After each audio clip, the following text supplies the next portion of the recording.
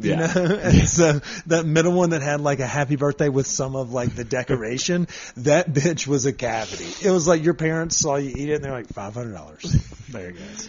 I would say also like, did you ever get either an ice cream birthday cake from Dairy Queen or just some places they sell them by the slice too, like at some DQs? So I wasn't necessarily the diehard ice cream cake fan, but I had it, and I feel the icing shined the most there when it was frozen. Yes. It was almost like a treat. Yeah, whereas it was super the cake good. was just the frozen bread mixed in with like the ice cream that's kind of like congealed with it. There was that weird like it almost felt like you were eating frost. Yeah. You know, like off a windshield. When you bit into it, you're like, this doesn't party, but that fucking icing did. And you Total role reversal. And you could tell, like, at parties, birthday parties growing up, like, oh my God, they bought that shitty cake from fucking wherever your local supermarket is.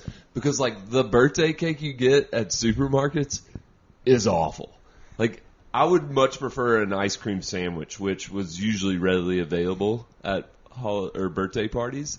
But I would hard pass on birthday cake. So I wasn't the diehard birthday cake. So it was either cookie cake for me or you get it from the location itself. Shout out to the bowling alley. And you got bowling alley quality cake where the bar was so low because everybody was eating hot dogs and french fries and they got Nachos. their fingers and balls and then they're putting them in their mouth. Like the fact that we didn't all have hepatitis and gonorrhea and herpes at the age of like 9 for unsexual reasons is beyond me. But that's how it was. You know, I grew up in a small town, roller rinks and bowling alleys were like the fucking jam for birthday parties. Yeah, bowling alleys became a later hangout spot too because they allowed cigarettes in there. And you could drink at a young age. Yeah, and you you'd could come get home away and you'd with be it. like, I was just at the bowling alley. That's why I smell like this. Oh, Waffle House was our excuse for why we smelled it. That's a good one, Knowing too. good and well that it was me. Yes. Yeah. Okay, so we've gotten pretty good. Quick shout out again to Clear Creek Inn. If you're looking for a place in Georgetown, oh my God, is it quaint? It's fantastic. We'll have Sam on the podcast to talk more in detail about it. But as you hear this, they are about to have the Christmas, the Georgetown Christmas train where Santa's on the train. You can put kids on there. Great for kids of all ages if you want pictures, but also it brings your ass to Georgetown where you can slurp, have cocktails, and they open the whole town Christmas vibe all of December. So you can knock out shopping. If you have family in town, like you were talking about earlier, Chris, that was a great one too. There's so many different things going on this winter up there because of how much of a festive town, and it's just down the road from Loveland. So if you need a place to stay, if you want a place to stay, try out some breweries, enjoy snowshoeing, skiing, snowmobiling, or if you just want to get the dogs out of the house, Clear Creek Inn's got you covered. I swear by them because I went up there this weekend and had a butt fucking blast. And pets are welcome in all the rooms? Yeah, all the rooms. It was a minimal fee addition, but it's worth it to be able to kind of catch a fade after skiing, sit in the hot tub, and just not have to worry about going home. The dogs can hang out in the backyard. They have a fun rule. So you can smoke pot there because it's not necessarily talked about. It's not a don't ask, don't tell, but whatever it is, the concept is no open flames in your room. But he has a really cool back patio that nobody is policing. So if you want to go sit in the hammock or sit down by the water, they don't mind. Like he has a glass blowing shop right there where he can show you in the studio how to do it. If you want to do a class there or have friends and do a class there, or if you just want to buy a terrarium or an ornament or a pipe, he's got it all there. So it's a very stoner friendly location.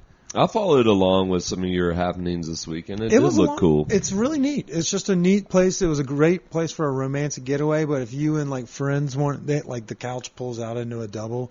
So if like two couples want to tag team and go skiing and like enjoy dank-ass dinners, there's a couple of restaurants in there and it's just fun. Nice. I think non-ski towns are becoming more and more fun for me as someone that's not an actively ski. Like I'm not trying to get first chair. Right. I'm trying to get first drink.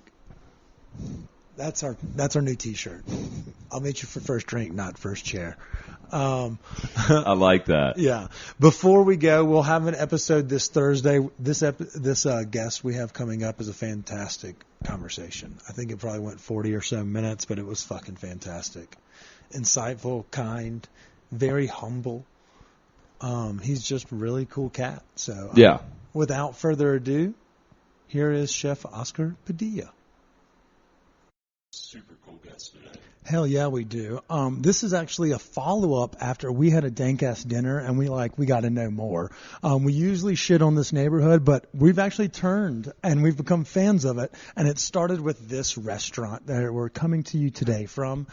Before we introduce our guest, though, let's give a quick shout-out to our sponsors. They've been through it with us through thick and thin. We love them dearly, and it's because they have great marijuana.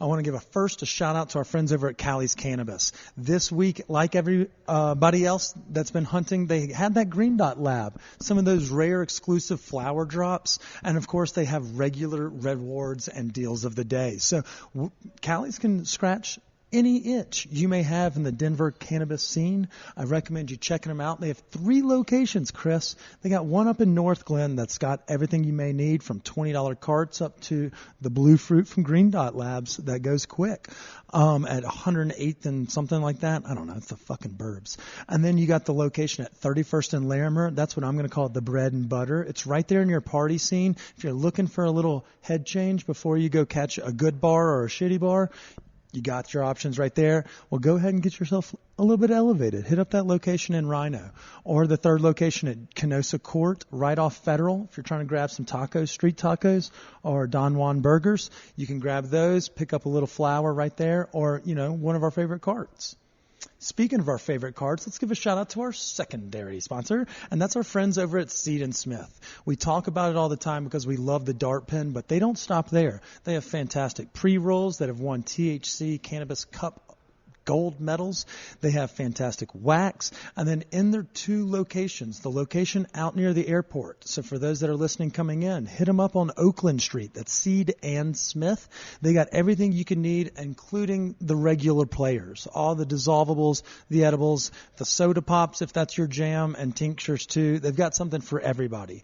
And for our friends in the burbs and the new friends we made over at Moxie Bread and Lulu's Barbecue, we also have that location up on Heckler Way. So if you're looking for a full experience where you can buy comfy clothes that you can smoke pot, lay on the couch in, it's like the Apple Store of pot shops up there. It's fantastic. It's a whole experience. If you're here in town, I recommend you checking out one of the Seed & Smith locations.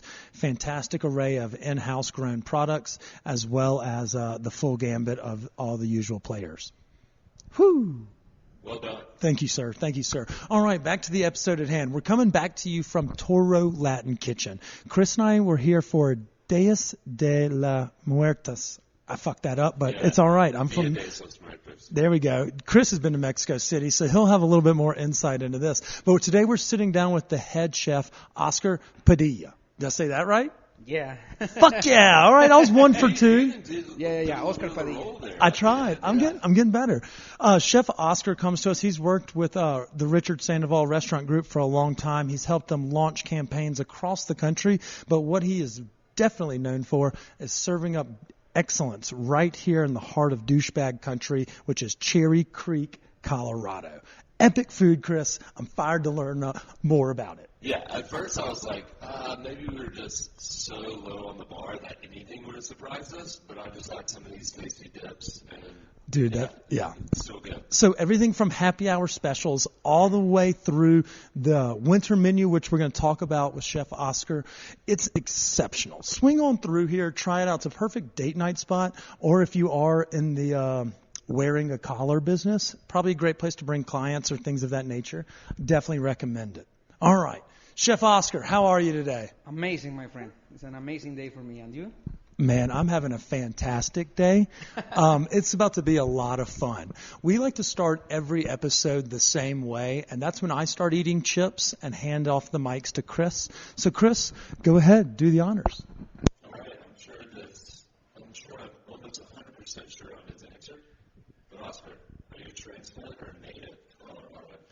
I'm a transplant. Get the fuck out of here. I have a funny story, but Okay. yeah. Okay, well, yeah, we love funny stories. Yeah, I'm born in Los Angeles, California, Okay. from La Mirada, Simón, no? Cholo style. But now I'm from Los Angeles, California, but when I'm a child, I go to live with my grandma in Mexico City. I lived for a long time in Mexico City, and I have this strange combination, from California, and all the culture and the blood from Mexico is in my veins. I love it. Is that my history from where I'm born? So, how much time did you spend in LA? Like when you were? When I'm a child. Okay. Yeah, I visit a couple times. I love it, but if I'm honestly with you guys, my heart is in Mexico with my family. Fuck yeah, I can understand that too. We as people that live in Colorado all hate California, so I'll stand right there with you. Fuck LA, I'll go to Mexico City with you any day of the week. Yeah, so when you travel down when you move back home or back to Mexico kind of thing, what were you doing in Mexico City? I'm learn authentic Mexican cuisine in Mexico. I'm in the culinary school. I'm learning from my grandma authentic Mexican cuisine.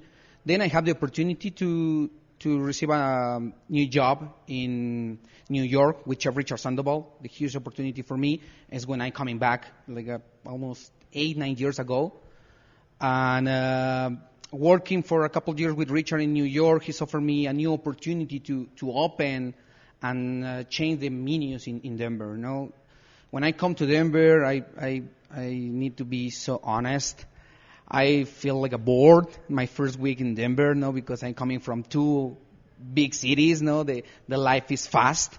But then I start to discover an amazing world in Denver.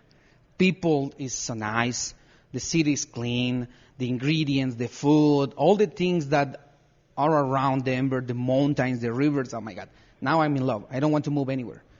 I love Mexico, and I say my heart is in Mexico, but I don't want to move right now from Denver. I have a lot of things to do here. Definitely not back to California. Fuck that. No, I'm with you wholeheartedly. Mexico City and Colorado, that could be a toss-up. Yeah, I mean, Chris is a pretty big proponent of Mexico City. He loves the shit out of it. He talks all the time about the food. So we're going to dive into that. But I have a question for you.